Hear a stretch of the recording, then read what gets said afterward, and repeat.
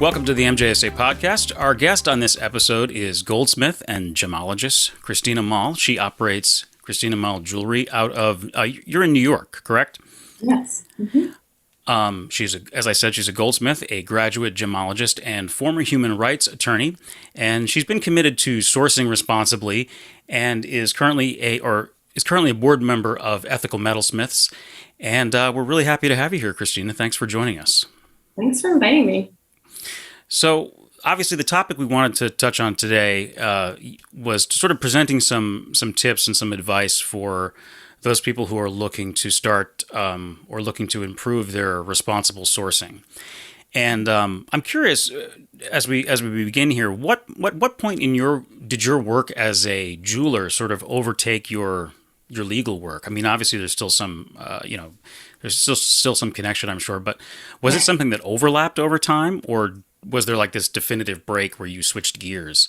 No, definitely there was an overlap. And I know it's a really unusual career path, very atypical, but I really enjoyed my work in doing human rights law. I was representing asylum seekers and some refugees, and it was so interesting, but really heartbreaking. So I saw a sign at my local Y, Goldsmithing for Absolute Beginners. And I thought, I didn't know a beginner could try her hand at something creative like that, and especially with metals, precious metals.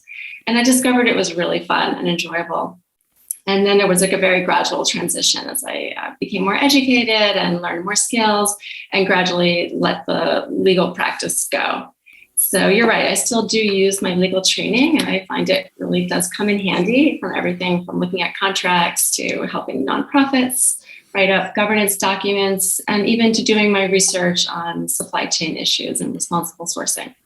So let's get started just going through, we asked you to pick out essentially five tips, 5 pieces of advice here for getting, for sourcing responsibly. And getting started with number 1, the first one that you sent along is read. So talk about that. The question sounds simple and the answers sound simple, but it's so complicated. And everyone who's involved in the jewelry industry knows how complicated these issues are. But that's really not an excuse not to delve in and start educating ourselves and learning. And there's so much information out there. So I actually was asking another jeweler, Walter McTeague of McTeague McClellan. I happened to meet him through a friend, and I was asking him about sourcing, and he said, well, a great place to start is by talking to Christina Malle. And so she set me on this journey many years ago. And since then, I've just tried to read everything I can get my hands on. Obviously, there's a ton of information online, more than anyone could possibly absorb. But I have a few books I really recommend. Gold Laundering by Mark Pieth, or Pieth. I'm not sure how to pronounce his last name. He was a Swiss regulator and somehow involved in gold. I think, as a lot of people know, Switzerland is a major point for refining gold. Swiss gold doesn't mean it was mined in Switzerland. It means it was refined in Switzerland and sold from there, perhaps, or stored there as bullion. And he has written this book about where the gold actually comes from, and whether it's from large-scale mining or artisanal mining, which is basically like using informal tools, or basically like low-level tools in your hands as opposed to large-scale mechanization. So that book will teach you more than you could, thought you even wanted to know about gold sourcing and its transportation and traceability throughout the world.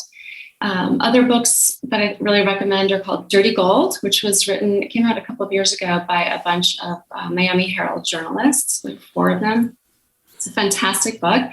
And that book is more about artisanal gold that was smuggled out of Peru and other countries, transited through Chile, and then imported into the United States to refineries in Florida, Miami area, and then Ohio. And we collectively buy from refiners, perhaps most of us in North America. We may not realize the origin story of the gold and who has benefited from the trade and who has benefited really from the opacity in the supply chain. So those two books are really great places to start. There are obviously 1,000 websites you can also spend a lot of time on.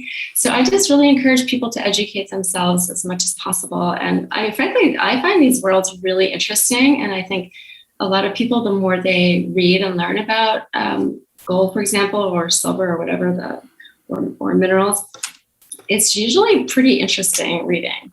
So I encourage people to educate themselves as best they can. And I should note, we'll have links to the information that we talk about in the show today on the show notes page at mjsa.org. You can also access that via podcasts.mjsa.org. And we'll have, like I said, we'll have the links to these books and some of the other things that Christina is going to mention. Actually, Travis, can I ask a question? Because sure. I found a lot of information, as I said, on gold, and there's a lot out there on other metals and a lot on diamonds. The really tricky part I find is colored gemstones. And I'm really waiting for someone to recommend or tell me about the book that really talks about colored gemstones, not from a gemological perspective or from the beauty and aesthetics, but from the trade. And I know that there are a million colored gemstones markets. There is not just one generic colored gemstone market. It's thousands of small markets, very bifurcated, not like a cohesive behemoth. But I would really like to know, and I'd really like to know more. And I think it's important for all of us to find out more about, again, who's benefited from the trade and transport of these beautiful elements. That it's really hard to do the research on that. I found that really surprising. That's something to definitely look into, and if anybody that's listening or watching, has any sort of tips and ideas, send it into us or send it into Christina, and we'll pass it on. So that's a really good point. But this is really, as you said, it seems like pretty common sense. Like, sure, you'd want to go and read up on this, but it's arming yourself with this knowledge and more of the background than people probably think they need. But I can see where that is a huge help going forward as you start to talk with suppliers and decide sort of where you're going to source things. Yes. Number two is that you sent along here is ask. So it's the next logical step. So if you want to delve into that one for us. Right. And this sounds, again, so obvious and so trite, but I really recommend, whether you're an independent designer or some other stakeholder or working at a jewelry company, ask your vendors where the materials are from, how they got here, who participated from the point of extraction to transit, trade, processing, whether it's cutting, polishing, so forth. I personally feel entitled to that information. And I was so surprised that wasn't just part of the jewelry industry when I joined. And I do think, coming from other industries, people bring a set of questions that maybe wouldn't typically be taught or talked about. And when I first asked those questions, a lot of my suppliers or vendors kind of roll their eyes at me, like the newbie being naive. But I do think it's important. I'm, first of all, just curious. And again, how are we really going to improve anything if we don't even know what we're talking about? Peter Drucker, who's a late grade, I guess, managing consultant or maybe academic in that world of business and management, he has some great quotes, one of which goes along the lines more or less of, we can't improve what we cannot measure.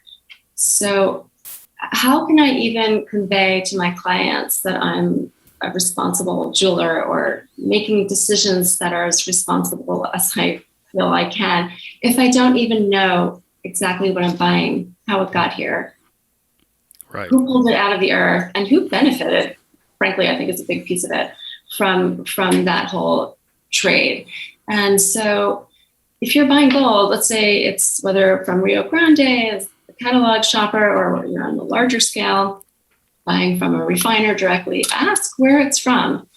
And there are a lot of companies that have put a great deal of time, effort, money, I'm sure entire departments, into tracing their supply chain. And there are different reasons why I think different companies would come to that decision. Not all have, but the ones who have generally are pretty happy to share their information with you, because it's a huge commitment to trace your own supply chain. I think I heard someone from Signet say it took them 4 years to establish where their gold was sourced from. You can't just say, a refinery outside of Akron. Right, right. Ohio, It upstate was New at York. the refiners, right? That's where it started. Exactly. And the refiners are under pressure to also trace and track, which are issues that come up from like that dirty gold story, for example. There's some regulatory pressure, not so much in the United States at this point. That might come at some point down the line, but the EU is asking refiners to trace back to the point of origin, not just point of transit. The State Department really cares. Why would the State Department care? Well, because if you have an opaque system where a lot of money is involved and fungible goods, you have a system that's ripe for corruption and influenced by bad actors. So there's some really interesting conversations happening at the State Department, and jewelers and jewelry people can learn about that as can any civilian or layperson. But you have to ask, and honestly, obviously, if one designer asks a question, it doesn't really amount to much, but collectively, we all have, I would say, an impact if we put our thoughts and our will towards the same place. And people may have different goals, but I think it's really important to know where it's from. So ask your supplier, ask your vendors, whether you're buying findings, whether you're buying, spools of wire. And again, some companies will be very proud to share that information with you. And the ones who won't, I would really wonder why. Right. That's my soapbox.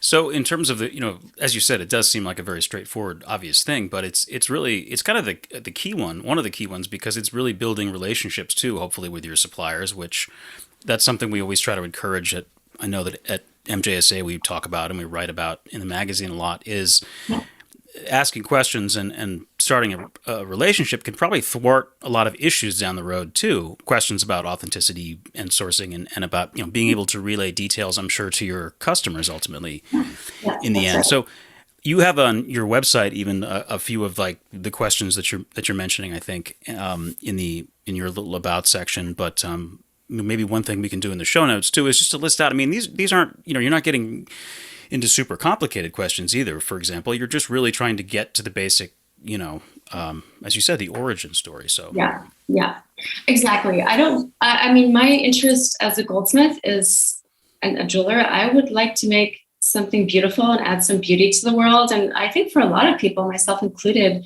jewelry is beautiful and makes us happy and feel good. And whether we're receiving it or making it or gifting it or adorning ourselves, there's a lot of emotion and power, obviously, around jewelry. So it feels uncomfortable to be part of a system that's discordant with beauty and the desire and goal of beauty and happiness. And I do find the jewelry industry strangely reluctant to embrace these issues. And I know they're hard. I'm not saying it's easy, but I do think we run the risk of alienating people. I mean, I've heard a lot of people, 20-somethings especially, say, well, I'm just not going to buy any gold jewelry.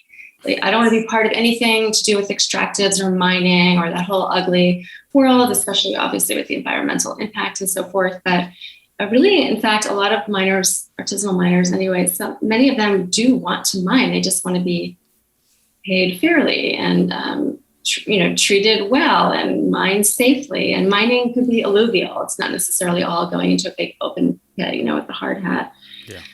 It could be subsistence miners who are raising crops another part of the season or year. So, and there's not obviously one size fits all when we talk about miners, but there's a very important sense that we don't really want to just ignore or silo millions and millions of people on this earth who really rely on mining. And like I said, they just want to be paid fairly and treated well.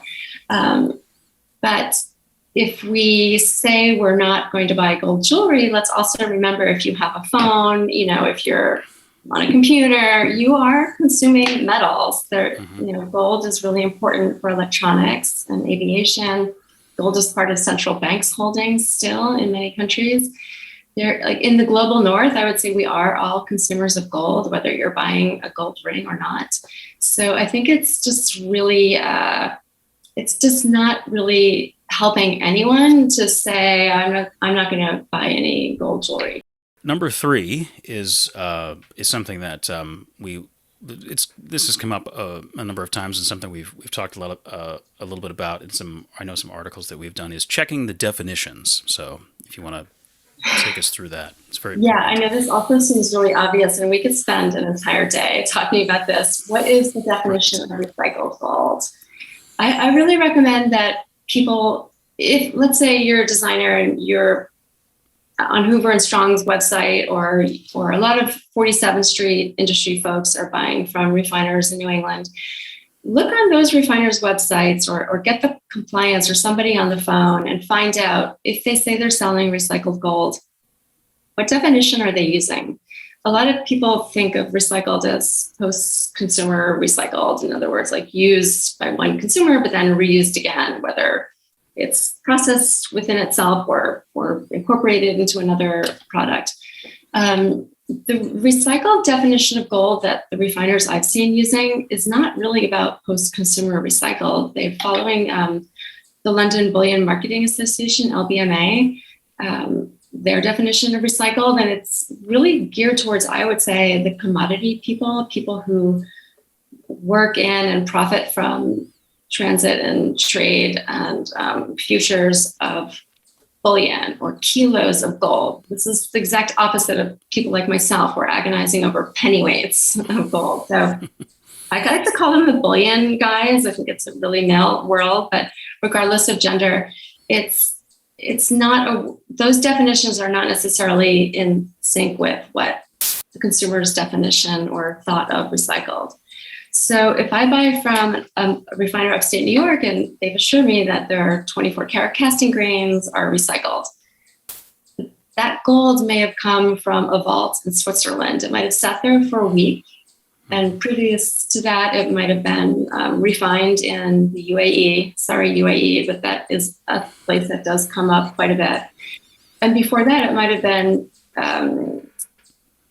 taken illegally out of Sudan, for example, or even from South America. Apparently, gold is being flown all the way to the UAE. So recycled doesn't mean a lot. It sounds great, and it sounds so much better than mining, and I totally understand that. Like, everyone's obviously really concerned about the environmental impact. At the same time, let's just be careful what we're talking about. So the Jewelry Glossary Project, I was not part of that, but a bunch of other Ethical Metalsmiths folks were. You can go to jewelryglossaryproject.com. I'm not saying you have to use their definitions, but it might be worth just reading how other people look at these terms.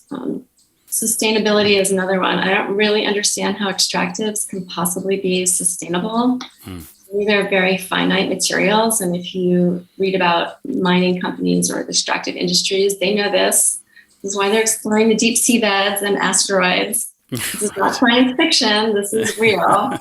And why? Because on our Earth, those are finite materials. So I don't understand the term sustainable when it comes to jewelry. Right. And it's just such a broad, sorry to interrupt you. It's such a broad term. I mean, that's the thing. It means, I mean, a lot of these things that we're talking about, it can mean different things to different people. And now I was reading something yesterday, the sustainability question has started to come up in terms of lab grown diamonds and things like that. Yes. So Exactly. That's fascinating. And so sustainability, does that mean that you can keep your family jewelry company running for another few generations? Does it mean that people closer to the point of extraction will have a livelihood for their, generations to come? Or does it really mean something that regenerates in like a minimally negative way to the environment? You really have to ask. And I'm really glad you brought up lab grown. I personally feel like the jury is out. There's been some really great articles written about that.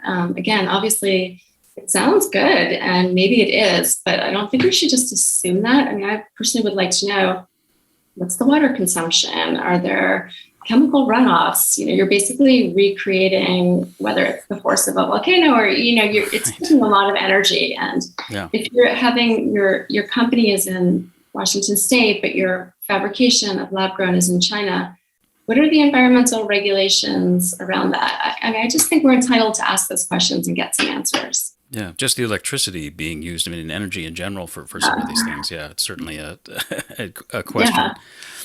Yeah. Number 4, which this kind of, I guess, is the lab grown thing is kind of connected to this, is buy traceable and responsible products. Yes.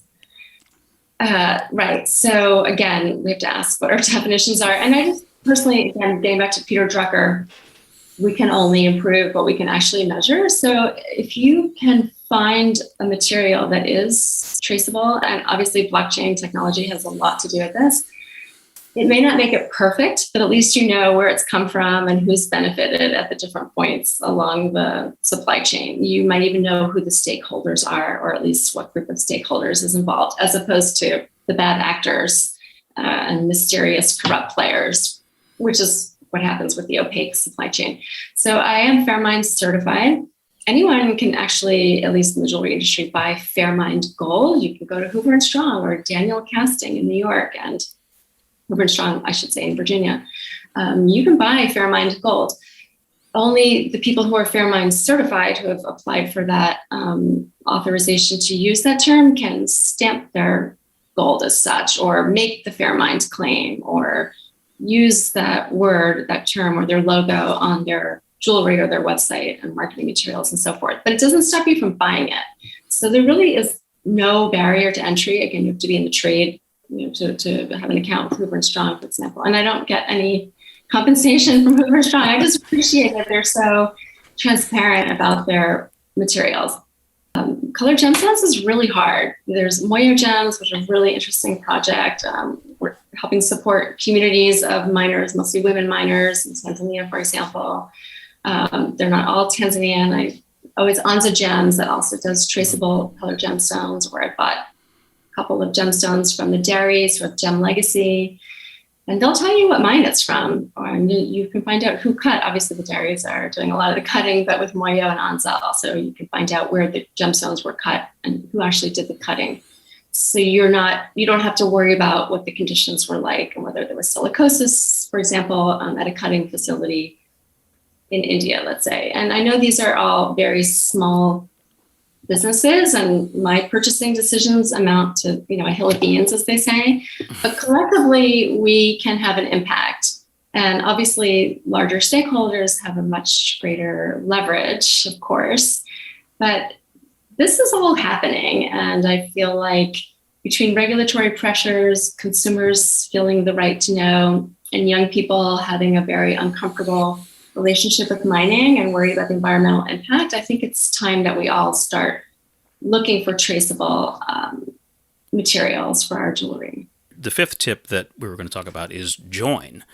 And you can take that to the next level here. So yeah, it's really hard to do all this work on your own, and it takes time, and not everyone wants to get into the weeds on supply chain issues. So I'm so happy MJSA is focusing on these topics. I think it's really important, and you reach a really important part of our industry. Ethical Metalsmiths, I serve on their board, full disclosure, but it's a nonprofit organization. It's mostly small independent makers, but there are all kinds of other people in the community. And it's a way to share information and learn from one another and engage on these topics. The Responsible Jewelry Council is based in Europe, but they have a very strong influence here as well. And a lot of larger companies and more corporates have joined with them. And I understand, I don't know this for a fact, but I understand they're working with LBMA to study those definitions because, again, so many different people are concerned about these topics. Christina T. Miller was a co-founder initially of Ethical Metalsmiths. She's a consultant now. She has free online sessions called The Living Room. Anyone can register and join. And what's really been exciting, it started before COVID, but COVID accelerated a lot of this. First of all, interest and knowledge that we're all connected, whether you're a miner in Eastern Tanzania or a dealer in New York or what have you.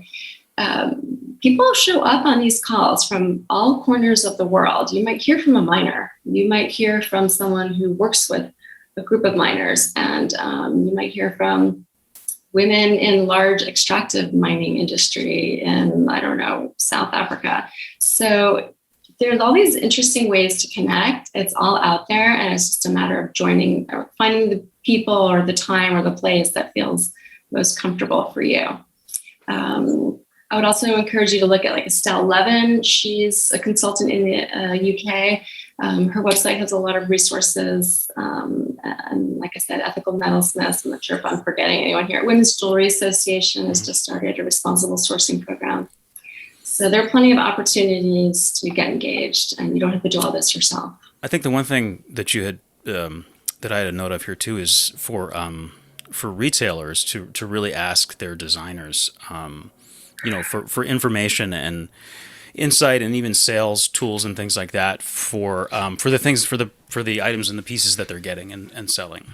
Right. And I think a lot of that happens around engagement and wedding jewelry. Somebody will come in and say, I want to make sure this was the result of, whether it's truly post-consumer recycled or somehow Fairmined, or they just want to make sure they're not buying wedding jewelry and that's associated with something other. And that's a great opportunity for retailers to pause and think and at least educate themselves on, do they know where their designers are supplying their materials? Do they know how they're sourcing gemstones or where they're cut?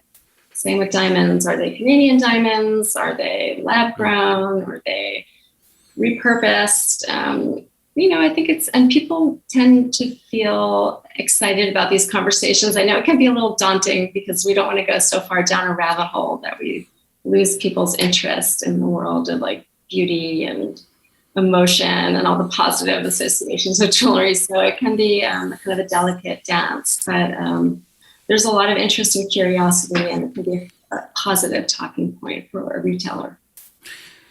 And I think, the group that we were talking about before, maybe the younger generation, but I think everybody and anybody that's a consumer, it helps the retailers too, that there's some kind of connection, there's some kind of story behind this, and there's an ability to trace it back. And that helps, just from a marketing perspective too, I think. And I think people want to know these things. So I agree. And some people want to mine. They're not all saying we want to shut down all of our mines. I think it depends. And obviously, like we said, it's a really complex supply chain and it's hard to generalize. But let's support the miners who want to do this well and mitigate any kind of environmental damage. And let's support the people who are working along the way to bring that to market. And I do think, there is a cost to the status quo. It's just harder to measure in price per pennyweight or price per gram of gold, for example. We have a cost that we've seen to people and planet with our current status quo system. So, a lot of people are really uncomfortable with that. And so even though there's a cost to traceable or Fairmined or incorporating blockchain or whatever it is, there are other costs as well, which is harder to measure. So. Right. Again, it goes back to the unintended consequences and the costs sometimes that we don't want to think about or aren't aware of. So I think that's a good place to wrap this up. I think we did well. So thank you again, Christina, for joining us, and we look forward to. Like I said, I'll put all of this information for those, especially those listening in the audio only version. I'll put up some links to the books and all of the links to the organizations and stuff that we talked about. So you can visit podcast.mjsa.org for links to the show notes. And thank you again. We really enjoyed having you. Thank you very much.